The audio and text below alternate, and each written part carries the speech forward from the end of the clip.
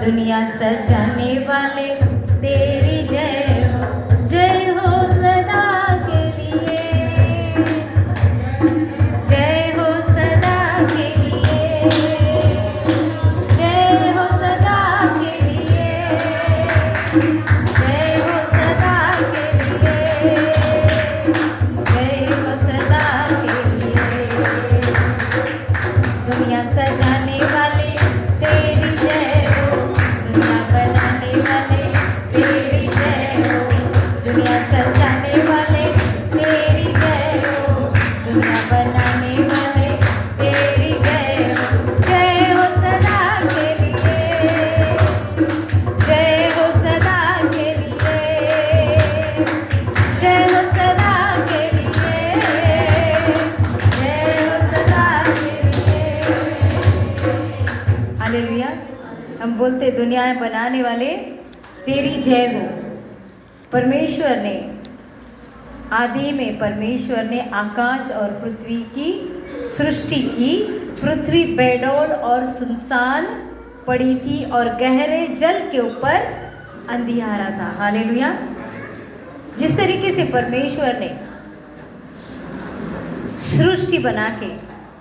सृष्टि बनाकर वहाँ पर 1 से 3 अध्याय के अंदर हम देखते हैं उत्पत्ति के अंदर, तो परमेश्वर ने पूरी सृष्टि को बना के फिर आदम और हवा को वहाँ पर रखवाली करके रखा। उसी तरीके से जब हम कोई इंसान किसी घर को जब बनाता है, ऊबड़ दोबड़ ज़मीन को हम यहाँ पर ये कलसियाएँ देखते कि कैसी थी, पूरी तरीके से ऊबड़ दोबड़ थी, कुछ भी नहीं था उसके अंदर। लेकिन उसको जब अच्छी तरह से शेप दिया जाता है तो बनाने वाले को भी क्या होता है, खुश होता है। ठीक है, बनाने वाला भी क्या होता है, खुश होता है। लेकिन जिसके लिए बनाई गई अगर उसको उस कलसिया का महत्व ही नहीं मालूम, तो जो बनाने वाले के श्रम व्यर्थ होते हैं। Hallelujah, hallelujah.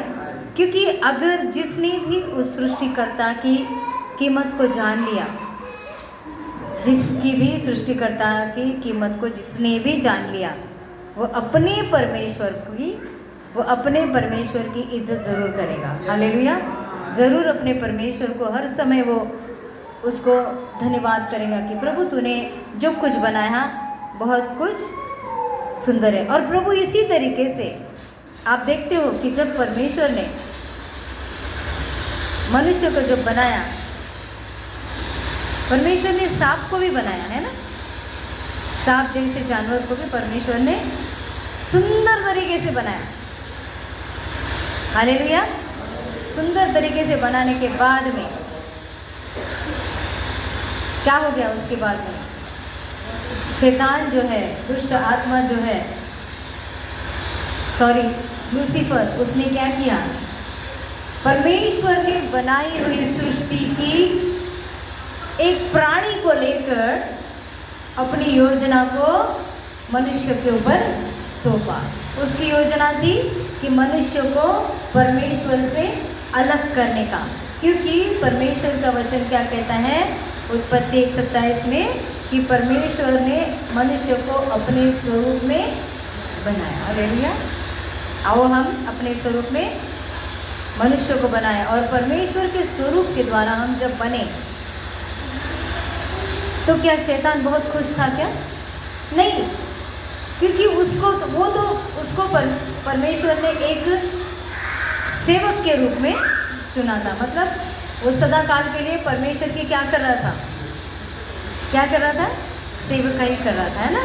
परमेश्वर के सामने आराधना गाकर वर्शिप करते हुए परमेश्वर को खुश करने की ड्यूटी लूसीफर की थी। लेकिन उसने जब घमंड किया कि अब मैं परमेश्वर के तुल्य बन जाऊंगा, मेरा सिंहासन उसके तुल्य बन जाएगा, सिर्फ सोचा तो परमेश्वर ने उसको ऊपर से नीचे पटक दिया। हालेलुया।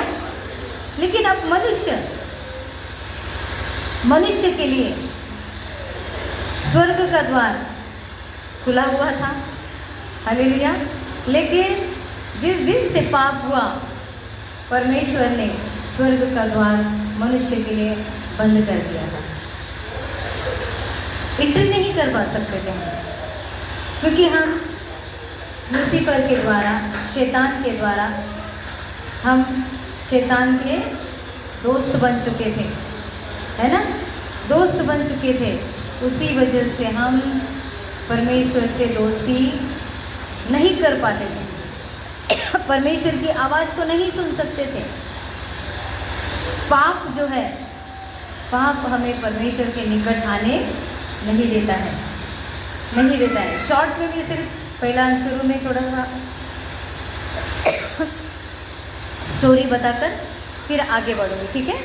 परमेश्वर ने मनुष्य को जैसे बनाया, परमेश्वर मनुष्य से बहुत प्यार करता है, ठीक है। परमेश्वर ने मनुष्य को बदलने के लिए, जब पहले आदम को जो दो संतान हो गई, कौन, केन और हाबिल, केन और हाबिल, केन और हाबिल दोनों बच्चे जब पैदा हो गए तो उसमें से केन ने क्या किया, वो भी वचन को हम सुनेंगे। आइए 5वां अध्याय के अंदर 6वां अध्याय के अंदर,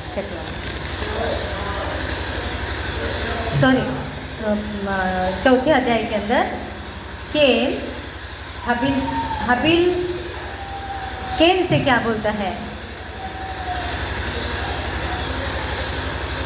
जब आदम और अपनी पत्नी हवा के पास गया, तब उसने गर्भवती होकर कैन को जन्म दिया और कहा, मैंने यहोवा की सहायता से एक पुरुष पाया है। फिर उसने उसके भाई हाबिल को भी जन्म दिया। हाबिल भेड़ बकरियां का चरवाहा बन गया, परंतु केन भूमि पर खेती करने वाला किसान बन गया। कुछ दिनों के पश्चात केन यहोवा के पास भूमि की उपज में से कुछ भेंट ले आया और हाबिल भी अपनी भेड़ बकरियों के कई एक पौलटे बच्चे भेंट चढ़ाने ले आया और उनकी चर्बी भेंट चढ़ाई। तब यहोवा ने हाबिल और उसकी भेंट को तो ग्रहण किया, परंतु केन और उसकी भेंट को उसने ग्रहण न किया। तब केन और अति क्रोधित हुआ और उसके मुंह पर उदासी छा गई। तब यहोवा ने केन से कहा, तू क्यों क्रोधित हुआ और तेरे मुंह पर उदासी क्यों छा गई? यदि तू भला करे तो क्या तेरी भेंट ग्रहण न की जाएगी, और यदि तू भला न करे तो पाप द्वार पर छिपा रहता है और उसकी लालसा तेरी ओर होगी और तुझे उस पर प्रभुता करनी है। तब केन ने अपने भाई हाबिल से कुछ कहा और जब वे मैदान में थे तब केन ने अपने ही भाई हाबिल पर चढ़कर उसे घात किया। हालेलुया। इंसान की एक मेंटालिटी है, वो शैतानी मेंटालिटी है ना। जब परमेश्वर ने इतनी सुंदर सृष्टि को बनाकर एदन की वाटिका के अंदर परमेश्वर ने आदम और हवा को रख दिया और क्या कहा, ये बीज का फल तुम नहीं खाना, ठीक है। वो बीज का फल उन्हीं के लिए था, लेकिन उसके लिए समय था। परमेश्वर ने मनुष्य को कभी भी जोर जबरदस्ती नहीं की कि तू मुझे मान या नहीं मान। परमेश्वर ने कहा, तू अगर खाएगा तो निश्चय तू मरेगा, तू अगर इस फल को खाएगा तो निश्चय तू क्या होगा, मरेगा। हालेलुया।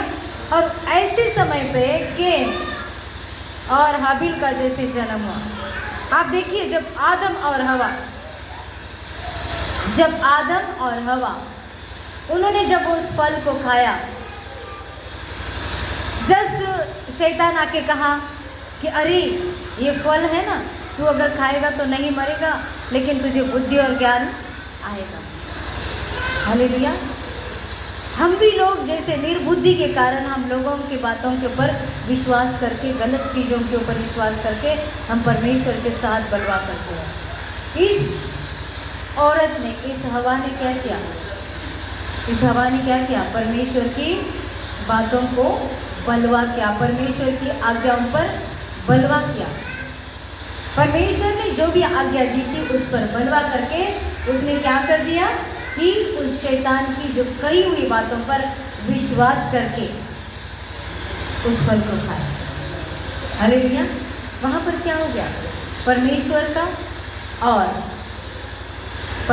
का और मनुष्य का संबंध, जो परमेश्वर हर दिन स्वर्ग से उस वाटिका के अंदर आकर हवा और आदम को मिलता था, वो परमेश्वर मिलने आना, रेगुलर मिलने आना चालू हुआ क्या? नहीं, बंद हो गया उसका आना जाना। उसका आना जाना बंद हो गया। आप परमेश्वर के बारे में सोचिए कि परमेश्वर ने इतना सुंदर घर बनाया, और उसके माइंड के अनुसार उसने आदम की भी रचना की सुंदर। और जब ऐसा ही शत्रु आकर घर के अंदर फूट डाल देता है, तो वो घर क्या हो गया? पूरी तरीके से आदम की वाटिका गायब हो गई। हालेलुया। हम जब सोचते